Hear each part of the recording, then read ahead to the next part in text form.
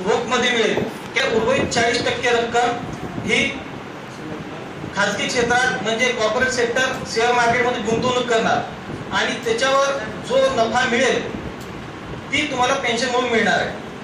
आता त्यावेळेसची जी आर्थिक स्थिती असेल, कारण की शेअर मार्केटचे तुम्ही चढ उतार जर बघसाल तर आज काय परिस्थिती आहे, उद्या काय परिस्थिती आहे याची कोणतीही शाश्वती नाही आहे. त्यामुळे ती 40% रक्कम जी गुंतवणूक करणार आहे त्यावर तुम्हाला किती पेन्शन मिळणार याची कोणती निश्चितता नाही आहे. ही 40% रक्कम गुंतवणूक करण्यासाठी तुम्हाला परचेस ऑफ अॅन्युटी करणार आहे, म्हणजे तीच रक्कम तुमचीच रक्कम तुम्हाला खरेदी करावी लागणार आहे. आणि जी 60% रक्कम तुम्हाला रोख मध्ये मिळणार आहे ही 60% रक्कम टॅक्सेबल आहे, त्यासाठी तुम्हाला टॅक्स भरावा लागणार. म्हणजे 10 लाखाच्या वरती जर अमाऊंट गेली तर जवळपास 25% आजच्या आयकरानुसार 25% रक्कम तुम्हाला भरावी लागणार. म्हणजे जवळपास असं कार्य करायचं की जो शासनाने तुमच्या या डीसीपीएस किंवा एनपीएस अकाउंट मध्ये जो हिस्सा जमा केलेला आहे त्याच्यातला जवळपास 60-70% हिस्सा परत शासनाला जाणार.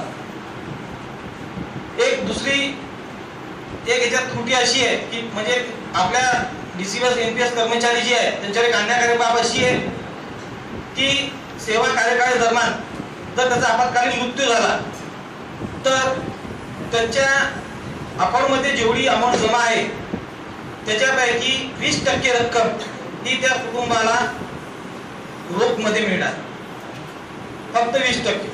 आणि 80% रक्कम परत हे 3 professional pension fund manager share मार्केटमध्ये गुंतवणूक करणार, त्याच्यावर जे काही नफा मिळेल शेअर मार्केटमधून जो प्रॉफिट होईल तो त्या कुटुंबाला पेन्शन म्हणून मिळणार. जसं जुनी पेन्शन मध्ये फॅमिली पेन्शन मिळते, शासकीय सेवेतून कर्मचारी एखादा जर त्याचा एक मृत्यू झाला तर त्याला पेन्शन मिळते, त्या फॅमिलीला पेन्शन मिळते, तशी याच्यामध्ये तरतूद नाहीये. आज मी एक उदाहरण सुद्धा दिलेलं आहे अहवालामध्ये. माझ्या अकाउंटमध्ये 6 लाख जमा आहे 9 वर्षाच्या कार्यकाळामध्ये. आज जर यदा कदाचित जर माझं काही बरं वाईट झालं तर 20% रक्कम म्हणजे 1,20,000 ही माझ्या कुटुंबाला मिळणार. त्याच्यावर उदरनिर्वाह किती होतो 1,20,000 याची सर्वांना काही माहिती असेल. आणि उर्वरित 40,80,000 ही रक्कम परत शासन प्रोफेशनल पेन्शन फंड मॅनेजर कडून गुंतवणूक करणार, त्याच्यावर जो प्रॉफिट मिळेल जवळपास जर 6% 60% जर आपण विचार केला तर 2,400 किंवा 2,500 एवढा दरमहा प्रॉफिट मिळू शकतो. आणि या 2,500 वर एक कुटुंब कसं चालू शकते, कसं उदरनिर्वाह होऊ शकते याची माहिती सर्वांना आहे. या एक तर त्याच्यातल्या बाबी आहे. जुनी पेन्शन मध्ये जीपीएफ आहे.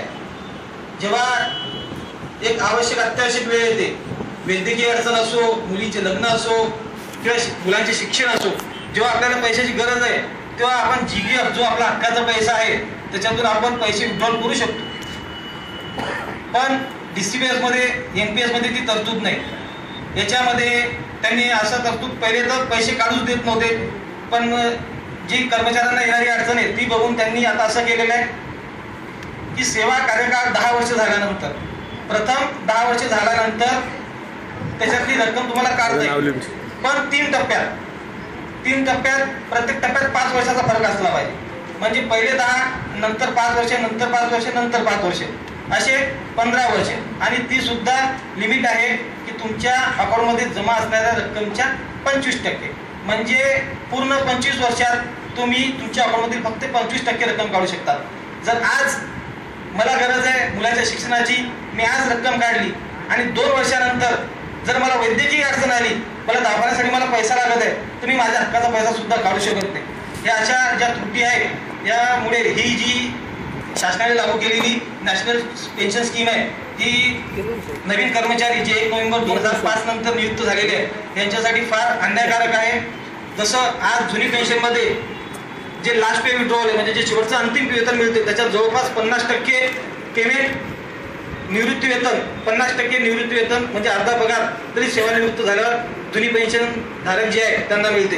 पण 1 नोव्हेंबर 2005 नंतर कर्मचाऱ्यांना पेन्शन किती मिळणार याची सुद्धा शाश्वती नाही. आज जी माहिती मी आपल्या विदर्भातून मला मिळाली त्याच्यामध्ये 10 तलाठी अशी आहे की त्यांचं निधन झालं, कोणाच्या दुःखद निधनाला 6 वर्ष झाले 7 वर्ष झाले तरी आज रोजी सुद्धा त्यांच्या कुटुंबाला शासनाकडून 1 रुपया सुद्धा मिळालेला नाही. म्हणजे व्यक्ती गेला की त्याचं कुटुंब पूर्ण वाऱ्यावर येणार, आज ही परिस्थिती निर्माण झाली. ते मी हे तुम्हाला तर फक्त उदाहरणात सांगितले, कॅल्क्युलेशन आकडे दिले. पण आज रोजी आपल्या तलाठी बांधव ज्यांना 5 वर्ष 6 वर्ष त्यांचं दुःखद निधन होऊन झालेले आहे, त्यांच्या कुटुंबांना 1 रुपया सुद्धा मिळालेली नाही. ज्या केंद्रीय कार्यकारिणी या बाबतीत अहवाल तयार करण्यासाठी समितीत मला सदस्य म्हणून नियुक्त केलं, त्याच्याबद्दल मी आभारी आहे. व अहवाल केंद्रीय कार्यकारिणीकडे मी सुपूर्द केलेला आहे. तरी याच्यावर विचार करून 1 नोव्हेंबर 2005 नंतर कर्मचाऱ्यांच्या भविष्याकडे लक्ष देऊन याबद्दल ठोस पाऊल उचलावे अशी मी त्यांना विनंती करतो व थांबतो.